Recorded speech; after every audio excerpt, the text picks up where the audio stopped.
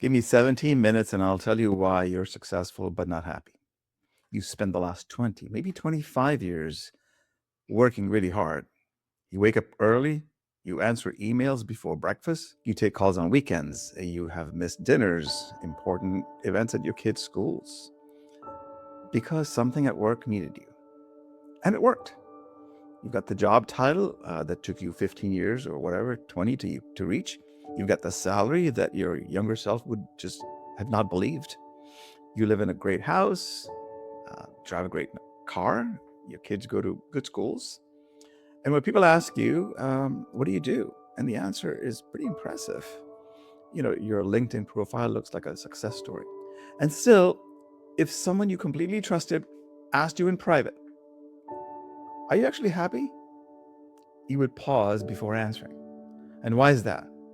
Your life's good, but somewhere between all that hard work and the results, the feeling that you have that was waiting for you at the finish line, it never showed up in the way you thought it would be.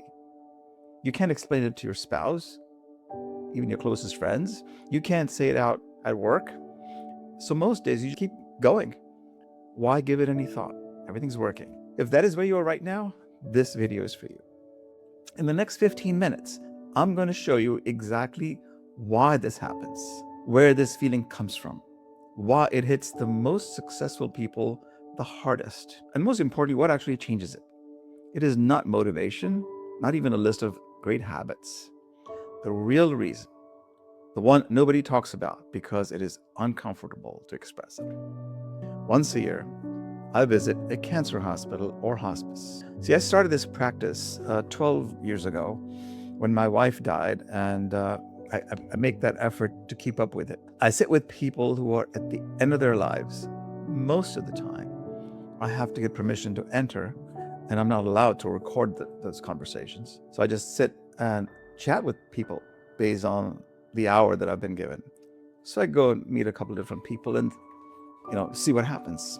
What I hear almost every single time, 99.9% of the time, is not what you may or may not expect. People at that stage are not all old, they're just terminally ill. I've met people as young as 32 years old, 33 died of colon cancer, and as old as, 80 or what have you. People at that stage are not replaying the deal that they missed, or the revenue targets they didn't get to, or take your pick.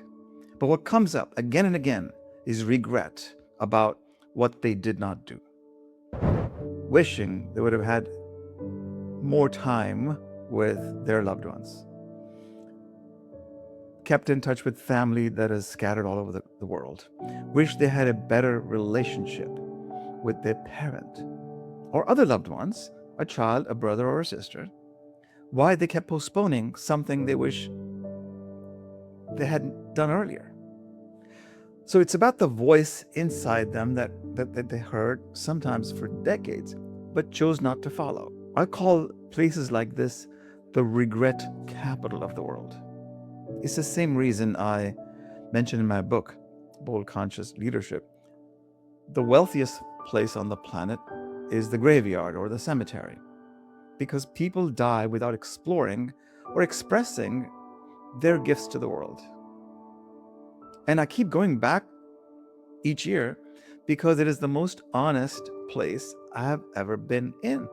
And it keeps me stay self-aware and present. My name is Raju Panjwani, and for the past several years, I have been coaching senior executives, people who by external measures are successful, but privately are asking the same question you might be asking right now.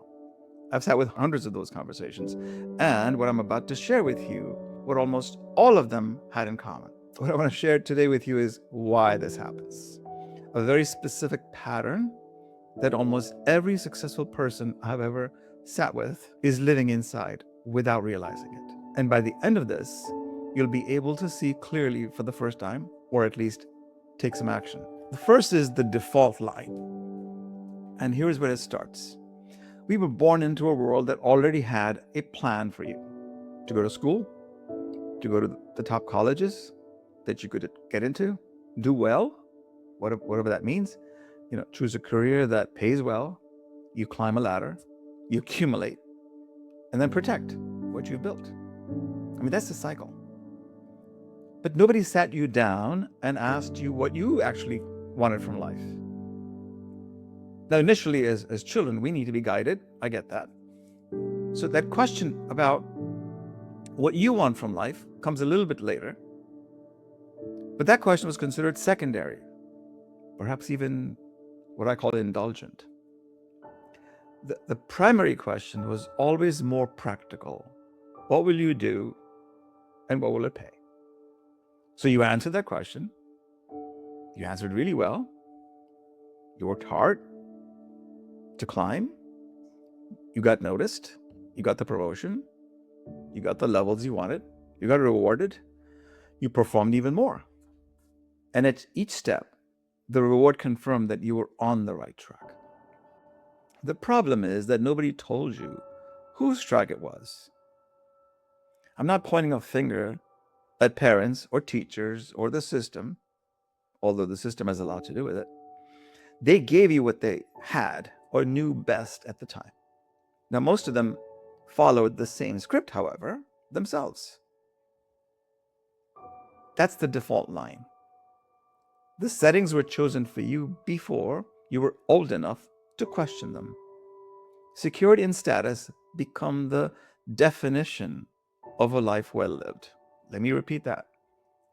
Security and status become the definition of a life well lived. But your deeper desires, your actual gifts, the things that make you unique, what makes them you, those were filed away under some later file, after the mortgage was paid off, after the kids got through college, after retirement. You see, later almost never comes the way you imagined it. Never. I spent 18 years at a big Wall Street firm, and I want to be honest with you about this because I genuinely loved that work, and I loved that firm. The people, the intellectual pace, the sense that what you did actually mattered. The system paid me enough that leaving felt unreasonable. I mean, not extravagantly so, but it felt unreasonable, but just enough.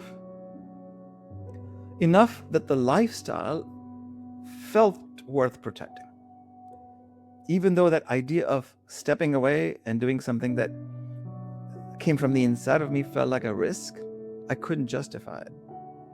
Not to mention that my dad would have had an angry reaction if he were alive at even the notion of me leaving a big job to start something of my own, because that was my dream. It took me a long time to close that gap. Yes, I don't want it to take that long for you. And I'm not talking about you quitting your job. Here's something else that I called default line in motion. I want to describe something that happens so gradually you almost never see it because it sneaks up on you. At 25, you were chasing something. You felt it. There was energy in the pursuit. At 35, you were building, still engaged. At 45, you either are or starting to protect, defending the position you have, making sure nothing slips. And something in all of that protecting, you stop asking whether the position you were defending was even the one you wanted. This is the default line in motion, in full motion. You didn't make one wrong decision. You made thousands of small, reasonable ones, each of which made complete sense at the time. And then the accumulation of these carried you to a life that is successful by every external. School teaches you to become outward, bright, smart, to produce, to compete, to answer questions that nobody else maybe has answers to. Answers the questions correctly. The question of who you actually are, what you genuinely want, what gifts you carry that have nothing to do with your job title and what have you, these questions never ever are in any curriculum. Okay? So by the time you're 50, accomplished and respected and silently sort of restless, you're holding a version of success that somebody else designed and you're calling it your own. Here's a 1 in a trillion, 4 trillion, actually 1 in a $4 trillion fact. And I think about this often, not because I'm older now, but I have thought about this a lot. The probability of you being born exactly as you are is estimated to be roughly in 1 in 4 trillion. The specific combination of circumstances, genetics, timing that produced you as a baby is essentially unrepeatable. On the other hand, the probability of your death is 100%. So between those two ends, birth and death, is this little hyphen. Oftentimes when I ask a question, what is the opposite of death? Most people say life. Well, the truth is the opposite of death is birth. And this hyphen, a short line between birth and death, eventually ends up in a great gravestone or a cemetery that contains every relationship, every decision, every morning you woke up and chose how to spend your day. That hyphen is what we call life, my friend. Most people hand that hyphen to a default script they never wrote themselves. And they only realize this at the end when the hospice bed gets silent and in that room, and the question finally has space to gain some momentum and come up for you. Did I actually live the life I wanted, or did I live the life I was told to live? If I go to those places every year, it's because I need the reminder myself. Because it is very easy, even for someone who thinks about this all the time for a living, that I drift back into the comfort of the familiar. So how do we learn? Why does this happen? My dad always used to say, the best way to learn fast is to learn from other people's experiences. Well, sadly, I did not always heed that advice. Yes, we read books. I read books. We hear about the executive who had this health scare at the age of 40, come back with a completely different relationship with his work afterwards because, he was so fit, God knows what happened, but he had a stroke on a run. And then we say, oh, wow, that was shocking. He was in such great shape. But he comes back. We say things of empathy, sympathy, pity, whatever. We nod on. We say, well, that's important. Good for you. And then we go back to work on Monday as if nothing happened. We tend to believe that the lessons belong to other people. The lessons in the book belong to somebody else. My situation is different. I have more to do first, and I'll think about that later. But the hospice does not distinguish between the people who thought they were different and the people who knew they weren't. Everyone had a Monday that felt too urgent to stop and ask the deeper questions. You don't have to wait for a crisis to start being honest with yourself. It starts with a simple and very difficult act, sitting with yourself long enough to ask what you actually want. Most senior leaders I work with haven't done that in years. The calendar fills, the phone fills, the sense of being needed fills every available space.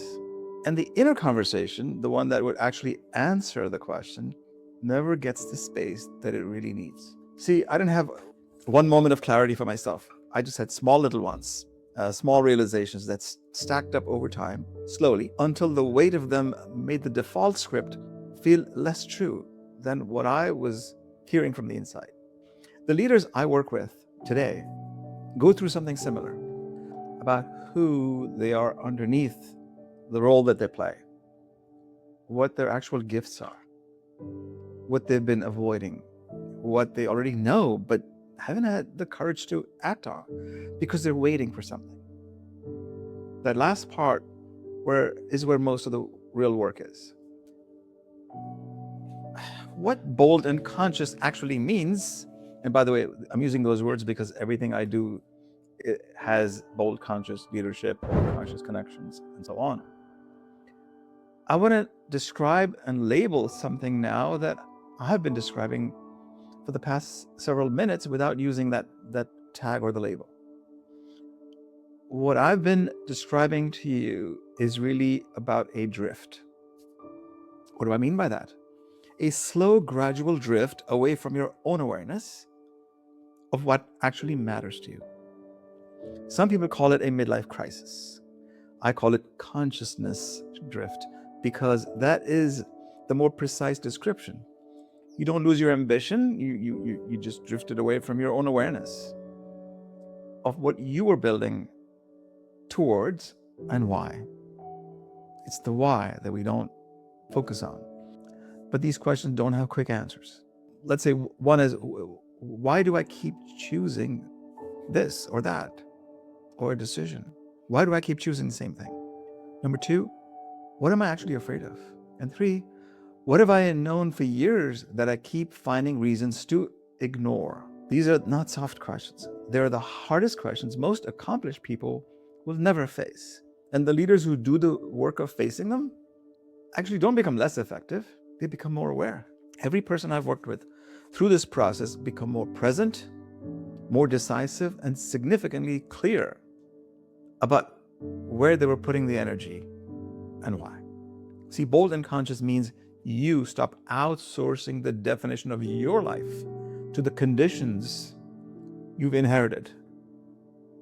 You start making choices that come from your own genuine understanding of what matters to you, not from habit, not from fear of what other people will think, not from a paycheck that you're addicted to. It's just because that's just enough. But it's what making staying because it feels logical. This is what I spent decades building towards, I suppose. And the honest answer is, it took way longer than would have because I was afraid to trust my own voice. I hope it takes you less time. The question to leave with for you today is, if you went to one of those hospital rooms or hospice rooms that I visit every year and someone in their last final weeks asked, did you live the life you wanted or the life you were told to want? What would your answer be? And what would you do differently starting tomorrow if that question stayed with you? So you don't have to answer it out to the world, but don't let yourself off the hook by deciding you'll think about it later. Later is a decision as well. My name is Raju Panjwani. I'll see you on the next episode.